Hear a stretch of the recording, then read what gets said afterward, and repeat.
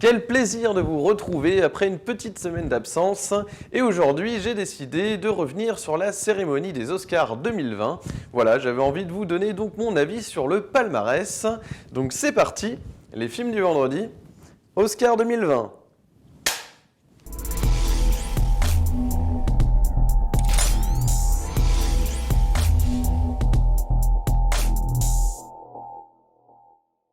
Salut à tous et bienvenue dans les films vendredi. Aujourd'hui, j'ai décidé donc de revenir sur les Oscars 2020. Voilà, j'avais envie de faire le bilan du palmarès et de vous proposer donc mon avis sur les films sélectionnés et primés lors donc de cette 92e cérémonie des Oscars. Et oui, il faut bien le noter, il s'agit de la 92e donc. Et évidemment, elle s'est tenue donc le 9 février dernier, comme vous le savez, au Théâtre Dolby de Los Angeles. Donc, pour récompenser les films sortis en 2019. Évidemment, donc, je vais donc déjà petit retour sur le film qui a été le plus nommé. Il s'agit de Joker. Voilà, et franchement, moi je trouve que c'est une très très bonne nouvelle parce que voilà, d'avoir réussi dans un contexte des années 2010 où voilà, on a été vraiment abreuvé de Marvel, de DC, etc., de films de super-héros. Voilà, et maintenant voilà, j'ai un peu l'impression quand même que tout ça va plutôt se passer en série. Voilà. Plutôt qu'au cinéma. Après, évidemment, il y a toujours des films de super-héros de Marvel Studios et DC Comics en chantier. Mais voilà, j'ai plus l'impression que la hype va un petit peu baisser. Par exemple, quand on voit le dernier Harley Quinn, voilà, qui a fait un score moins intéressant que celui de Suicide Squad. Voilà, ça donne un petit peu une tendance, peut-être des films de super-héros qui vont un petit peu moins attirer les spectateurs en salle. Je ne sais pas, en tout cas, voilà, ça dépend. Mais la grande nouvelle, pour moi, c'est de voir que ce Joker, qui est quand même un film très différent, un film qui a beaucoup de personnalité, Todd Phillips qui a vraiment réussi justement à faire... à proposer ses propres codes du super-héros, voilà, et de pas forcément répondre à un cahier des charges précis de la Warner. Donc voilà, franchement, je trouve que c'est une très très bonne chose d'avoir réussi à faire dans toute cette hype de super-héros, de montrer qu'on pouvait faire voilà, des films forts, des drames psychologiques autour de personnages qui ne demandent qu'à être traités finalement, mais qui souvent sont mal exploités dans les films, dans les blockbusters hollywoodiens. Donc voilà, c'était une très très bonne nouvelle et pour moi, voilà, rien que de voir que le film qui a été le plus nommé, c'est Joker, voilà, c'est vrai qu'à tout point de vue, ce film était quand même très très fort, ça fait partie des meilleurs films de 2019. Donc voilà, et évidemment, le film le plus récompensé, c'est Parasite, et là aussi, mais comment vous dire à quel point je suis heureux de voir qu'un film comme ça, indépendant coréen, de Bong Joon-ho en plus, qui est un réalisateur qui a vraiment énormément de talent et qui l'a prouvé en plus maintenant, voilà, tout le monde, je pense que voilà, maintenant il a fait son chef-d'œuvre. Voilà, et je pense que ce film va marquer, qu'il sera revu, revu. J'ai vu qu'il y avait une ressortie. La semaine prochaine, le film va ressortir en noir et blanc. Alors ça, c'est vraiment pour le côté business. Évidemment, ça rappelle ce qui s'est passé avec Mad Max Fury Road, où là aussi, on avait une version qui a été ressortie en noir et blanc, mais pas au cinéma, je ne crois pas. Par contre, c'était qu'en DVD et Blu-ray. Mais voilà, là, ils ont décidé de le ressortir au cinéma. Alors c'est vrai que c'est pareil, hein, à l'époque de The Artist aussi était ressorti après les prix aux Oscars, parce qu'évidemment, il y a un enjeu, enfin, comment dire, il y a un intérêt économique. Mais voilà, là, de l'avoir mis en noir et blanc, je ne sais pas ce que ça va donner. Honnêtement, ça ne m'intéresse pas trop. Mais en tout cas, une chose est sûre, c'est que voilà, le film vraiment mérite ses prix. Et donc, voilà, je vais les rappeler, hein, c'est les prix les plus nobles. On va commencer, en fait... voilà, je vais faire un petit peu différemment de l'année dernière, où j'avais vraiment commencé par les petits prix jusqu'au grand prix, voilà. Mais là, vraiment, j'ai pas envie de faire la même vidéo que l'année dernière. En fait, si vous voulez, moi, ce qui m'intéresse, c'est de vous donner un retour sur ce que je trouve légitime, ce que je trouve raté, ce que je trouve injuste, etc. Et de manière globale, c'est vrai que moi, les Oscars cette année, j'ai trouvé que les prix étaient plutôt bien répartis. Alors, à quelques exceptions près, à très très peu d'exceptions, franchement, je trouve qu'il y a une très très bonne répartition cette année des prix. Donc, il n'y a aucun souci globalement, mais je vais revenir sur ce qui m'a un petit peu titillé. Et dans un premier temps, donc, Parasite, écoutez, voilà, meilleur film, hein, tout simplement. Donc voilà, alors en compétition, il y avait également Le Mans 66, The Irishman, pardon, Jojo Rabbit, Joker, Les filles du Dr March. Alors là, petit point quand même, Les filles du Dr March. Je suis désolé, mais ça me fait penser un petit peu à ce qu'a essayé de faire Sofia Coppola en reprenant les proies, voilà, de faire son remake des proies. Et ben là, voilà, il y a un remake des filles du Docteur March. Voilà, c'était les 4 filles du Docteur March. Voilà, il y avait un premier film avec Christian Bale, Winona Ryder, Kirsten Dunst, voilà. De refaire un film comme ça, enfin, je trouve ça un petit peu facile en fait. Et surtout à ce stade de la carrière de Greta Gerwig, je pense elle aurait pu faire adapter d'autres romans, ou en tout cas, parce que là c'est quand même pas si différent que le film d'origine, enfin, d'après ce que j'ai vu et compris. Donc voilà, n'hésitez pas à me dire en commentaire ceux qui l'ont vraiment vu, parce que moi, j'avais vraiment pas eu envie de prendre le temps de voir le film, sachant que bah, voilà, ça m'a rappelé vraiment ce qu'avait fait Sofia Coppola avec Les Proies. Pour le coup, j'avais vu les deux versions. Et voilà, donc je ne suis pas vraiment très friand de ce genre de remake un peu facile, voilà, surtout à l'approche des Oscars. Donc voilà, dites-moi ce que vous en pensez dans les commentaires, je serais ravi d'avoir votre avis donc. Sur la version donc, de Greta Gerwig. Ensuite, Marriage Story, que je n'ai pas vu, 1917 de Sam Mendes, très très bon film, et Once Upon a Time in Hollywood, évidemment de Quentin Tarantino. Alors voilà, moi comme vous le savez, Once Upon a Time in Hollywood, je trouve que voilà, clairement, il ne méritait pas d'avoir le meilleur film.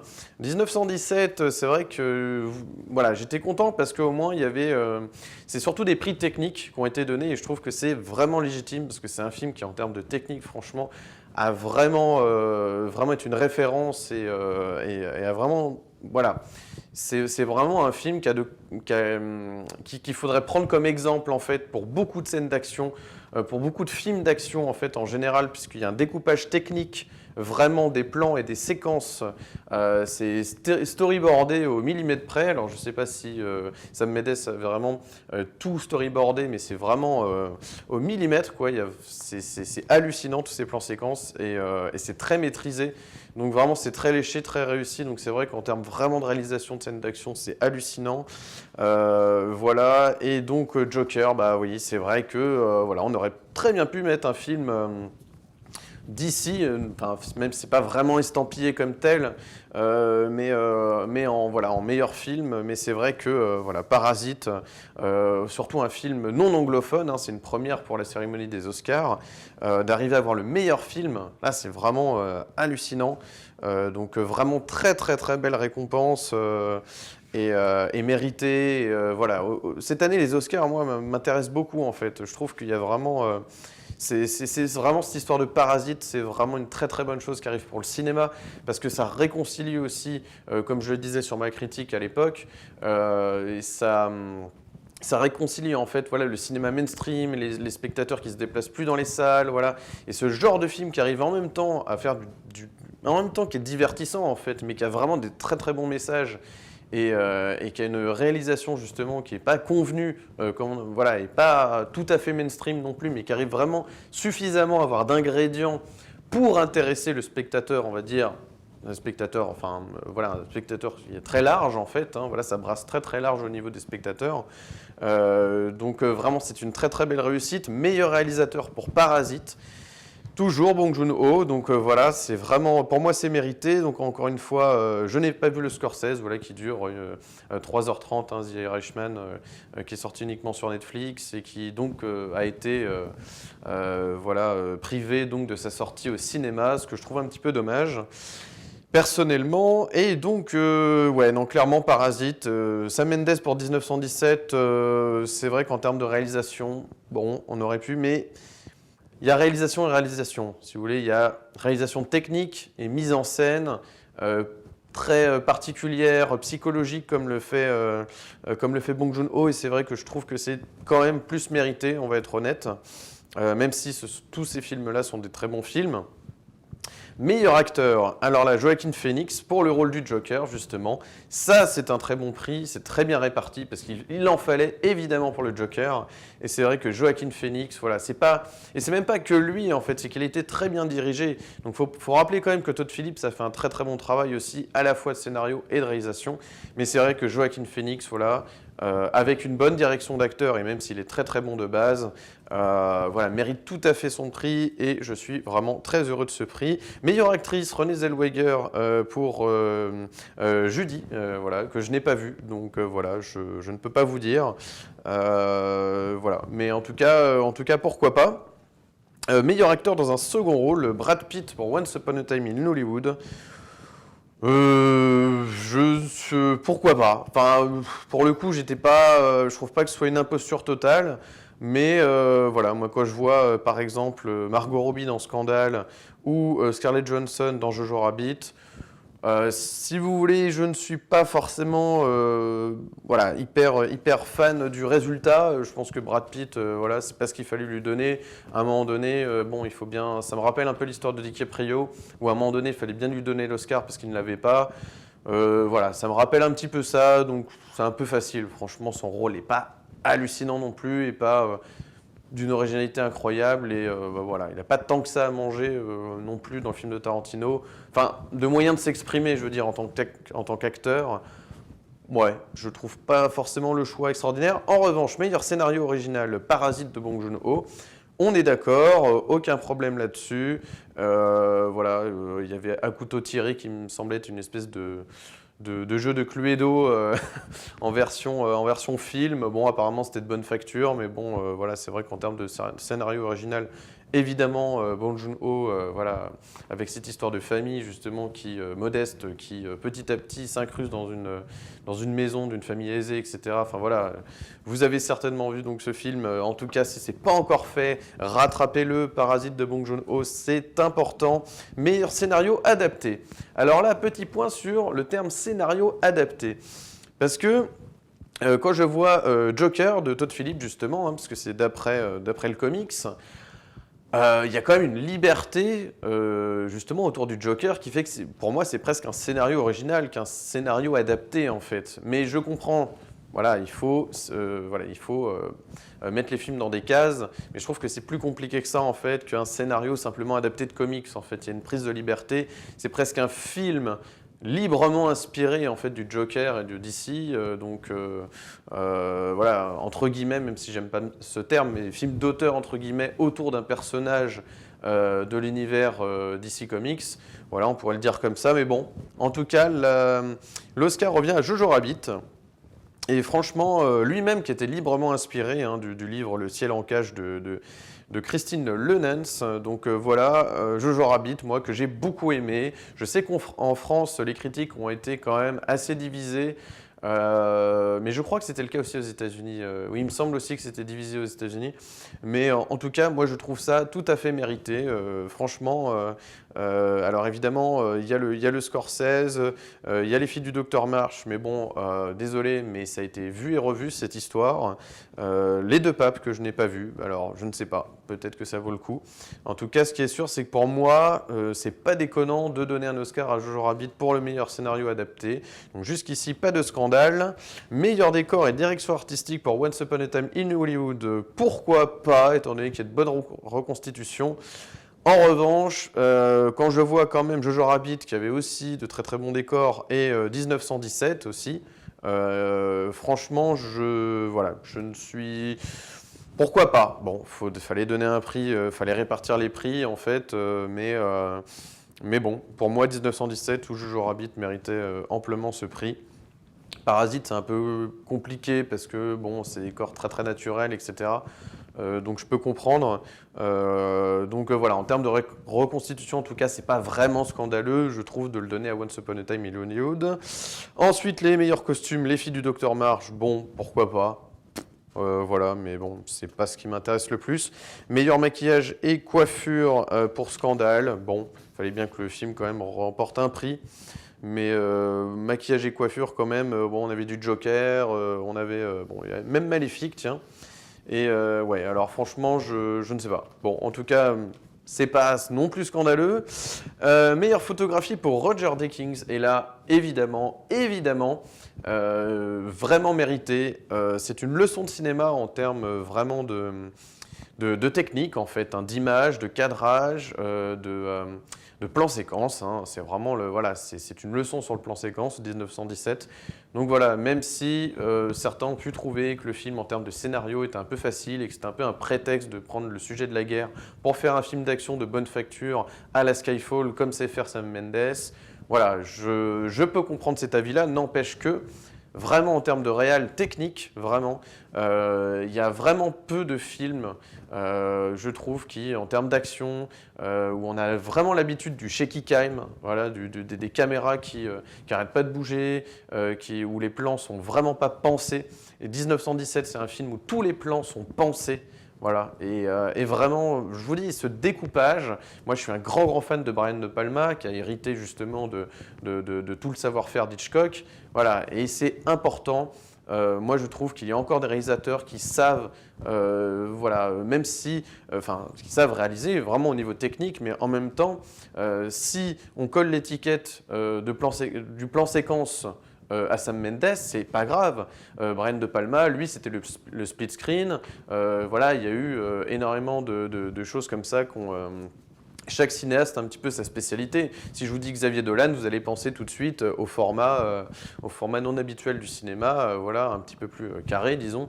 Voilà, donc qui n'est pas donc du 1,85. Hein, voilà, donc il y a ce changement en plein film. Voilà, chacun a un petit peu son style, sa patte et ses envies, en fait, tout simplement de plan. Mais voilà, donc meilleure photographie, très méritée, meilleur montage, Le Mans 66. Quand j'ai vu la bande-annonce, ça ne m'avait pas vraiment plus emballé que ça, mais en tout cas, bon, s'il y a un meilleur montage, pourquoi pas. Là, pour le coup, je ne sais vraiment pas. Meilleur montage de son, Le Mans 66 aussi, bon. Meilleur mixage de son pour 1917. Et là, je trouve ça intéressant. Alors, c'est vrai qu'il y avait du Ad Astra, il y avait du Mans 66, du Joker, du Once Upon a Time in Hollywood. Mais c'est vrai que 1917, en mixage de son, je ne sais pas si ça va être l'avis de tout le monde, mais encore une fois, je fais la comparaison avec le Dunkerque de Christopher Nolan, et j'ai envie de dire merci donc Mark Taylor et Stuart Wilson sur 1917 donc de Sam Mendes, qui pour le coup ont fait un vrai bon travail de son, contrairement voilà, au film de Nolan, Dunkerque. Donc voilà, où je trouve que le son, en tout cas dans la salle de cinéma, Dunkerque, le problème c'est qu'ils mettaient ça à toute berzingue, et je trouvais que le son était comprimé, compressé, vraiment martelé. Voilà, on a l'impression qu'on avait pris le son, qu'on avait pris un marteau, un burin, et qu'on avait tapé sur le son. Enfin, je sais pas, il y avait un côté un peu comme ça, de bouillie sonore. Et je trouve que là, franchement, sur 1917, c'est mérité. Donc voilà, encore un prix technique de qualité donc pour 1917. Meilleurs effets visuels également pour 1917. Je vais passer un petit peu.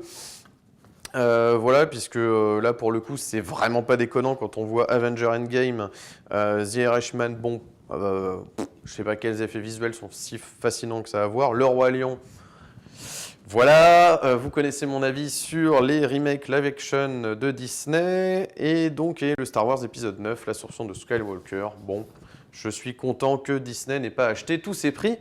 Donc voilà, 1917, mais voilà, je trouve que c'est très très bien, c'est vraiment mérité, voilà, c'est vraiment mérité, non, rien à dire là-dessus.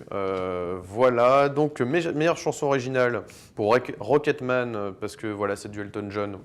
Pour moi, c'est un petit peu la blague, mais bon, il faut bien donner un prix. Meilleure musique de film pour le Joker. Et c'est vrai que c'est mérité. Moi, franchement, je trouve que l'ambiance sonore j'allais dire de 1917, ce film m'a beaucoup marqué. Du Joker, oui, effectivement, on est clairement dans tout ce drame psychologique de A à Z. On est porté également par la musique. Ce n'est pas déconnant. Meilleur film international pour Parasite. Alors là, pour le coup, j'aurais bien aimé quand même, parce que Parasite a raflé pas mal de prix, j'aurais bien aimé quand même Les Misérables de Ledgely, et pas seulement parce que c'est français et que ça aurait été génial, mais voilà. Mais je trouve que c'était vraiment mérité, quoi. Et meilleur film international, Bon, c'est vrai que honnêtement, Parasite est voilà, tellement marqué les esprits que je peux comprendre était peut-être plus accessible aussi, quoique tout est relatif. Mais c'est vrai que Les Misérables, ça aurait été intéressant, surtout que voilà, je trouve vraiment que ce film aurait pu obtenir un prix aux Oscars, mais, euh, mais voilà, c'est comme ça, Parasite. Bon, en tout cas, c'est sûr que Parasite, voilà, vraiment, Bong Joon-ho a raflé énormément de prix, voilà, mais je pense quand même que celui-là, on aurait pu le donner aux Misérables. Voilà, bon, c'est mon avis, mais bon, c'est vraiment très personnel, hein. Donc voilà, et meilleur film d'animation. Alors voilà, c'est parti pour le scandale. Vous connaissez déjà mon avis sur le genre qu'on appelle animation, alors que pour moi il s'agit d'un procédé cinématographique. On n'est pas obligé de faire du cinéma avec de l'animation, on peut également le faire en prise de vue réelle, et ce n'est pas pour autant que c'est un genre de film, mais un procédé cinématographique, hein, parce que dans l'animation il peut y avoir du drame, de la science-fiction, de la comédie, tout ce que vous voulez comme genre cinématographique, bon peu importe. Mais meilleur film d'animation, tenez-vous bien, pour Toy Story 4. Et alors là, vous dites quand même, il y a anguille sous roche, parce que c'est quand même hallucinant. Pour un 4e épisode d'une franchise qui ne date pas d'hier, il y avait tout le luxe de donner ce prix en 95 pour Toy Story. Ce que je veux dire par là, c'est que je ne vois vraiment pas l'intérêt de mettre un prix pour Toy Story 4. Donc voilà, on sent encore, parce qu'on va dire oui, mais c'est Pixar, etc. C'est une coproduction avec Disney, et là pour le coup, c'est vraiment pas anodin. Je pense que c'est une histoire de gros sous, parce que là c'est pas possible. Un 4e épisode d'une franchise pour arriver meilleur film d'animation, sachant que nous avions J'ai perdu mon corps de Jérémy Clapin et Marc Dupont-Avis. Franchement, clairement, c'était le film, je pense, un des films, voire le film le plus ambitieux et le plus novateur en termes d'animation cette année. Et voilà, on le donne à une franchise connue depuis des années, où on sait quels sont les codes, l'animation, on la connaît, ses effets visuels en 3D, on les connaît par cœur, les Pixar. Donc, franchement, je ne vois pas du tout. Dragon 3, bon, voilà, pour moi, c'est un peu la même histoire. Klaus aurait pu mériter, ou Monsieur Link, ça m'aurait moins dérangé. Mais Toy Story 4, non. Clairement pas, clairement pas. Donc voilà, grosse déception là-dessus. Meilleur film documentaire, je ne vais rien dire, parce que je ne sais pas. American Factory, pourquoi pas. Voilà, après meilleur court-métrage de fiction, celui-là je ne l'ai pas vu. En revanche, j'ai vu Air Love, meilleur court-métrage d'animation. Et là, pour le coup, oui, je suis plutôt d'accord. Voilà, c'est un exemple comme quoi dans le court-métrage, eh ben, on donne des prix qui sont quand même légitimes, plutôt légitimes, sur des longs-métrages. C'est Disney, Pixar qui rafle. Voilà, je trouve ça un peu facile. Il n'y a rien de novateur. On connaît par cœur les ficelles du cinéma d'animation de Disney et Pixar. Bon, voilà, quoi, c'est pas comme si on avait mis non plus La Reine des Neiges 2, mais bon, voilà, quoi, Bon, voilà, passons. Meilleur court-métrage documentaire. Bon, je vais passer. Voilà, les Oscars d'honneur. Voilà. Donc, voilà, on arrive au terme, en fait, de ces récompenses. Pour vous donner juste un petit avis général d'une petite déception quand même, malgré tout, sur le choix des films. La sélection cette année, je regrette un petit peu, beaucoup même, qu'il n'y ait pas eu Une vie cachée de Terrence Malick. Je vous avoue quand même que pour moi, c'est vraiment un film qui aurait mérité d'avoir une nomination quelque part. C'est vraiment, voilà, même s'il n'avait pas obtenu de prix, mais vraiment, Une vie cachée méritait quand même d'être sélectionné pour concourir aux Oscars. Voilà, et même en termes de musique, vous voyez, on l'a accordé au Joker. Et pour moi, en termes de musique, Une vie cachée, c'est quand même clairement au-dessus. Voilà, entendons-nous bien, je parle évidemment de... tous ces films sont merveilleux. Évidemment, il faut faire un choix et c'est terrible. Mais j'aurais quand même voulu que, voilà, ça c'est vraiment personnel, hein, mais qu'Une vie cachée puisse se glisser dans une des catégories, parce que je trouve que ce film est absolument formidable. C'est vraiment une leçon d'humanité, voilà, très très forte, et aussi d'intégrité de la part des personnages, de voir à quel point être intègre, ça peut coûter cher, surtout dans un régime politique terrible comme le Troisième Reich. Donc voilà, c'est un film très important, voilà, le côté naturaliste aussi fait beaucoup de bien à notre société, je trouve. Voilà, donc vu que les Oscars, c'est aussi une histoire politique, je trouve que vraiment, Une vie cachée aurait pu, voilà, on parle d'écologie, on parle de ça, vous savez que voilà, c'est vraiment une histoire politique, les prix des Oscars, enfin souvent, voilà, c'est vraiment une question de ça. Je trouve que du coup, ce film aurait mérité vraiment une place voilà, dans une des catégories. C'est comme ça, c'est le petit bémol. Mais sinon, globalement, la répartition des prix cette année a été très très bien faite. Encore une fois, meilleur film d'animation, je déplore un peu le fait que ce soit toujours Disney, Pixar qui rafle la mise. Puisqu'ils peuvent s'imposer et voilà, acheter leur statuette. Non mais franchement, voilà, j'ai un peu des doutes quand même sur la validité vraiment enfin, du jury sur Toy Story 4, en plus un 4 quoi. Vraiment ça, voilà, c'est le truc qui me... C'est le truc qui m'énerve le plus en fait. Mais ça va, cette année, voilà. C'est-à-dire que même encore, quand c'était Spider-Man New Generation, Into the Spider-Verse, hein, comme on dit, voilà, même ça, je trouvais ça plus légitime parce que au moins, même si moi, ce qui m'a plus dérangé, c'est au niveau scénaristique, mais au moins l'animation était quand même très très novatrice et vraiment, voilà, dans le film de super-héros en général et d'avoir quand même réussi à faire ce type d'animation, c'était très fort. Et là, Toy Story 4, quoi. Aucune nouveauté, on connaît tous les personnages, on connaît tout le style. Il n'y a aucune nouveauté, je veux dire, mettre un prix là-dessus, ou alors il fallait qu'il y ait un scénario extraordinaire, comme le 3 par exemple, voilà, qui est un des meilleurs films des années 2010, enfin de l'année, pardon, 2010. Donc non, vraiment, à la limite, quoi, à la grosse limite, mais non, pas dans une franchise connue depuis des années. Donc voilà, ça c'est mon petit hic. Voilà, bah écoutez, ce sera tout pour moi donc pour ce bilan donc, des Oscars 2020. J'espère que ça vous a plu. Voilà, je fête en même temps les 1 an de la chaîne, voilà. C'est en même temps un bilan des Oscars et en même temps un bilan de la chaîne. Donc voilà, n'hésitez pas vraiment en commentaire si vous avez des choses à me suggérer pour cette année, pour la suite des films du vendredi. Je suis vraiment preneur de toutes vos idées. Vraiment, voilà, j'espère que la chaîne continue de vous plaire. J'espère que voilà, vous serez toujours aussi fidèles. En tout cas, sachez que moi, je prends un vrai plaisir de communiquer avec vous sur YouTube. C'est vraiment un vrai bonheur. Je vois plein de commentaires intéressants qui font avancer la réflexion, les débats, et c'est ça qui est important. Voilà, parce que comme toute personne sur YouTube, avoir des commentaires, c'est bien. Mais moi, ce qui m'intéresse, c'est vraiment d'échanger avec vous. C'est aussi pour ça que je fais cette chaîne, c'est d'échanger vraiment et de trouver en même temps une communauté qui me ressemble. Et je suis content de voir que c'est le cas. Donc vraiment, merci du fond du cœur de me suivre. Et voilà, j'ai des idées de vidéos aussi qui seront différentes. Enfin, il y aura autre chose que des critiques bientôt.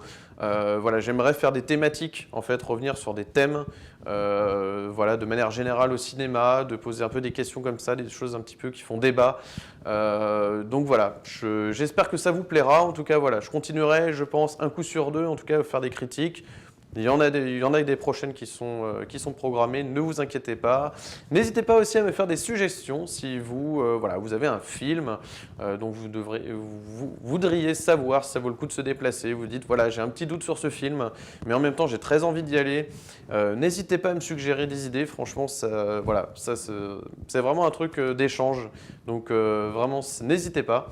Ce sera avec grand plaisir. Si vous avez aimé cette vidéo, n'hésitez pas à mettre un pouce bleu, de vous abonner, d'activer la cloche pour ne manquer aucune de mes nouvelles vidéos. La semaine prochaine, je ne suis pas encore tout à fait décidé sur mon choix de film. C'est vrai qu'avec la semaine off, voilà, bon, il n'y a pas beaucoup de retard, mais en tout cas, voilà, je vais tâcher de me décider donc pour la prochaine critique. En attendant, moi je vous souhaite un excellent vendredi, un excellent week-end, et d'ici là, n'oubliez pas, prenez les films pour ce qu'ils sont. Allez, ciao!